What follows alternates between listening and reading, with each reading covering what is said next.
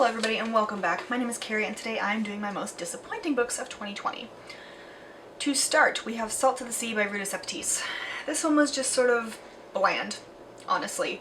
It wasn't bad, it wasn't great, but given all the hype around her, the author I mean, I expected better. 2. Raven Boys. Same kind of circumstances. The hype around Maggie Stiefvater is amazing. People absolutely adore the Raven Boys quartet. I read the whole thing. Didn't really hit me as anything special. 3. Interview with a Vampire by Anne Rice. This one was actually just awful. I look for actual good vampire books, so Vampires Never Get Old by a whole host of authors including Zoraida Cordova, or, you know, the original Dracula by Bram Stoker. But this one just fell really flat. I actually think the movie might have been better, or at least more enjoyable to me, and the movie wasn't even good. So that should say something. Number 4 is Wolf Hall by Hilary Mantel. Again, the hype around this one is phenomenal. TV show's not bad. Aesthetically, it is just really dark. And I mean that literally. Not in metaphorical ways, not in themes, just literally really dark. The book was kind of blah. It moved very slowly, it didn't hit me as anything special. And especially considering the way everybody raves about it, I've read better Tudor fiction. Number 5 was The School for Good and Evil. I had really high hopes for this because the premise of it sounded fantastic. These girls end up going to different schools, they're really good friends before this, and then they go to different schools, one for good, one for evil, and they both think they should be in the other school. It had such potential to completely switch all of the tropes that we see and to throw them on their heads. And maybe it does that in future books, but it proceeded to play and pander to societal norms and expectations so badly that by the end of it I cringed every time I had to open that book up. So I will not be reading that series. I will not ever read that book again.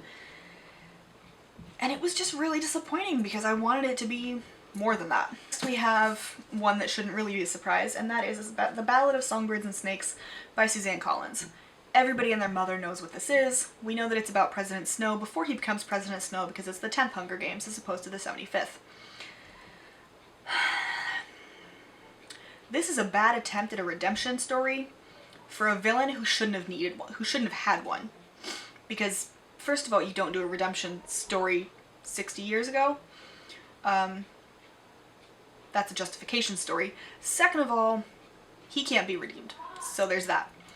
This one was just angry white man sad. And who cares about that? And then we have Children of Virtue and Vengeance by Tomi Adeyemi. This is probably my most disappointing read.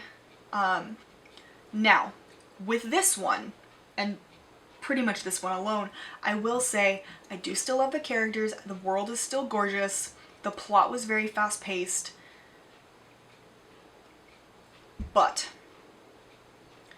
one, I'm not huge on matching up characters every time as they go. You know, everybody has to have another half, mate, soulmate, whatever you want to call them, that you don't need a partner.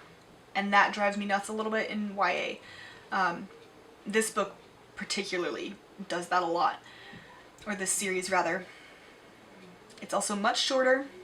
I don't think it went as deeply into things as the first book did, and it just, the first one was so good, it made my best books list.